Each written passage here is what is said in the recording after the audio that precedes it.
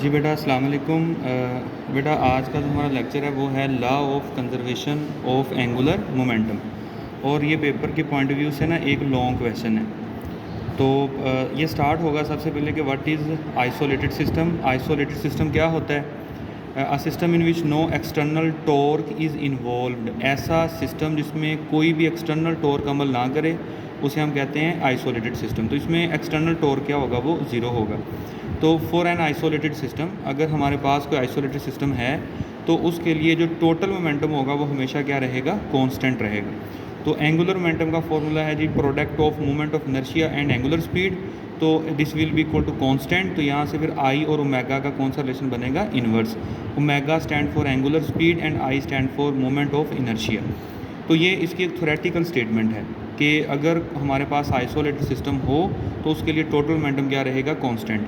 अब with respect to direction इसकी statement ये बनती है कि axis of rotation does not change its orientation until an external torque compel it to do सो।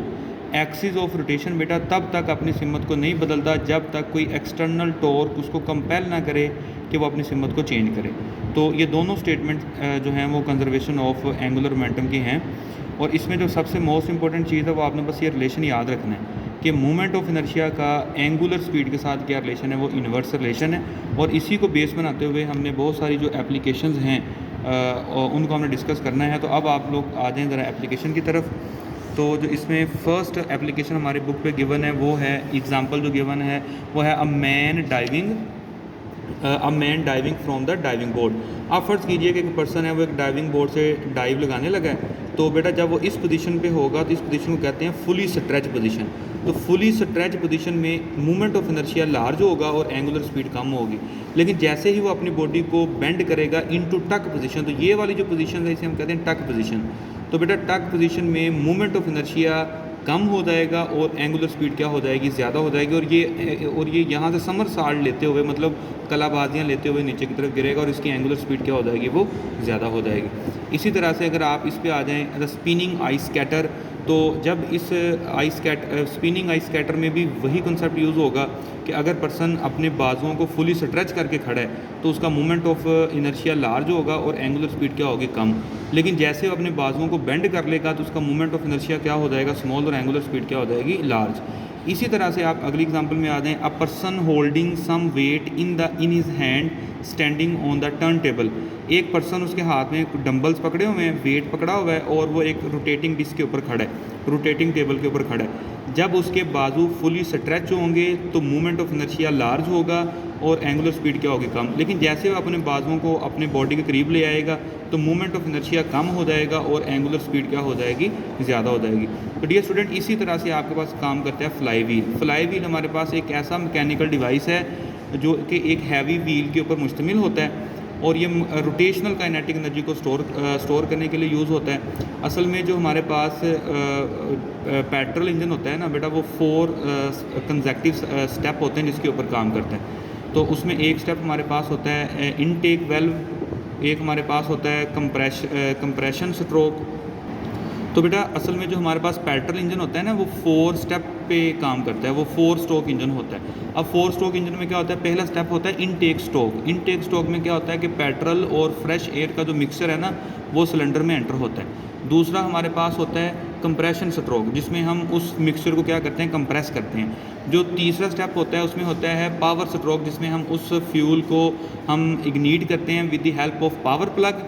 और लास्ट वाले स्टेप में हमारे पास क्या होता है? एग्जॉस्ट स्ट्रोक, जिसमें जितना भी हमारा फ्यूल जलता है उससे जो आपके पास वेस्ट बनता है तो वो सलेंसर से बाहर निकल जाता है। तो असल में इसको पावर देने के लिए हमारे पास ये फ्लाई व्हील यूज़ होता है जो उसको रीस्टोर करता है उसकी इनिशियल स्टेट की तरफ। और मोस्ट इंपॉर्टेंट हमारे पास जायरोस्कोप है।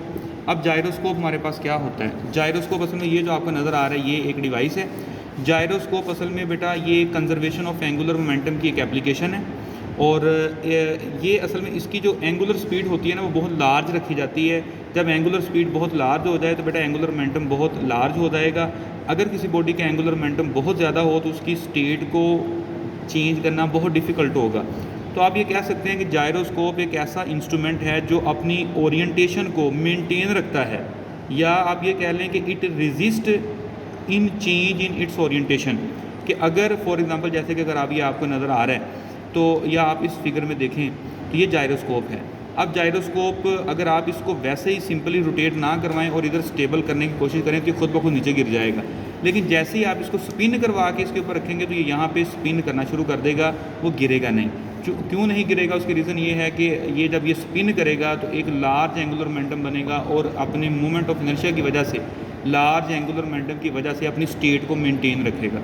असल में यही चीज़ है जो आपके पास एरोप्लेन में भी यूज़ होती है, और एरोप्लेन को वो उसकी जो डायरेक्शन है, जो उसकी ओरिएंटेशन है, वो बता रही होती है। तो बेटा ये थी हमारे पास example of conservation of angular momentum. इसी के साथ बेटा ये आपकी एक्सरसाइज है, और एक्सरसाइज के जो हमारे पास शॉर्ट क्वेश्चन हैं उनको ज़रा आप क्विकली इसका रिव्यू कर लें। फर्स्ट क्वेश्चन है कि state the second law of motion in case of rotation. Rotation की केस में आप बताएं कि जो सेकंड लॉ ऑफ मोशन वो क्या होगा। तो बेटा जो सेकंड लॉ ऑफ मोशन है वो असल में tau is equal to I alpha. Tau equal I alpha mean the product of movement of inertia and angular acceleration is known as Newton second law in term of angular motion. What is the effect of changing the position of the diver while diving in the pool. ये अभी जो पीछे मैंने सवाल आपके साथ discuss किया conservation of angular momentum में, तो ये वही उसका आंसर होगा।